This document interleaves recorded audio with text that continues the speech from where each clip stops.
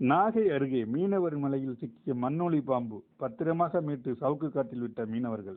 நாகை மாவட்டம் நாகூர் பட்டினச்சேரி பகுதியைச் சேர்ந்த ஸ்டீபன் தொழிலுக்கு சென்றுவிட்டு தன்னுடைய வலையை கடற்கரையோரம் போட்டிருந்தார். இந்த நிலையில் இன்று காலை தொழிலுக்கு செல்வதற்காக வலையை எடுப்பதற்காக கடற்கரைக்கு வந்தபோது வலையில் சுமார் 3 கிலோ எடை கொண்ட மண்ணொலி பாம்பு சிக்கியிருந்ததை பார்த்து அதிர்ச்சி அடைந்தார்.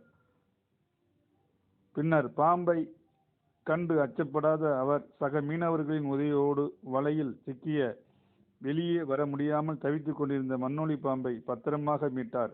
அதனைத் தொடர்ந்து வலையிலிருந்து மீட்கப்பட்ட மண்ணொலி பாம்பை அருகில் இருந்த சவுக்கு தோப்பிற்குள் கொண்டுவிட்டனர்.